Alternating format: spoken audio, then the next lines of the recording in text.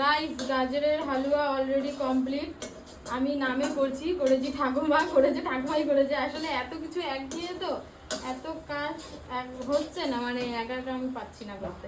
ঠাকুমাই করে দিয়েছে। এদিকে আসো, এদিকে দেখা গাজরটা ভালো করে।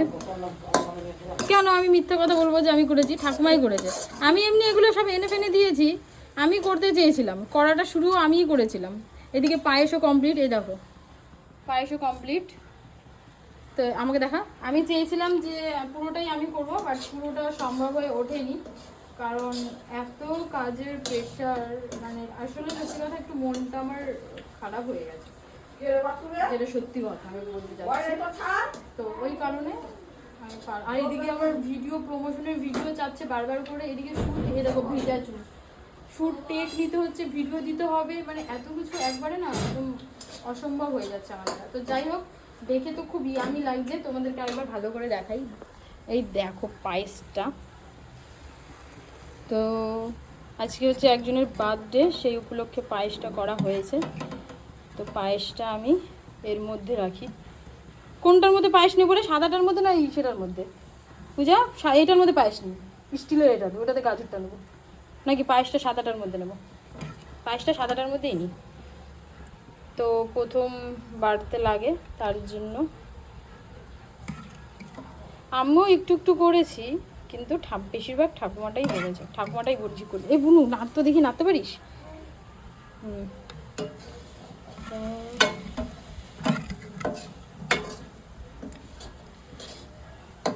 আর এটাতে নেবো গাজর, এটাতে পায়েস বেড়ে রাখি।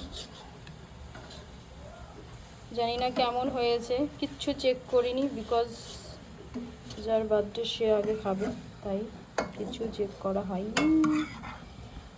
ওকে, হয়ে গেছে, ডান। এগুলো আমরা খাবো সবাই। আর এই যে গাজরের হালুয়াটা হচ্ছে, আমার তো গাজরের হালুয়া খেতে সেই লাগে। ঘি দিতে লাগতো, ঠাকুমা বলে ঘি, আমাকে, আমি তো জানি না ঘি টি দিতে হয় কিনা, আমাকে বললাম ঘি এনে দিতাম, ঘি দিয়ে দিতাম। বলেনি ঘি ছাড়া করা হয়েছে, সাদা তেল দিয়ে, মানে তেল দিয়েও করা যায়, ঘি দিয়েও করা যায়, বাট যাই হোক করলাম।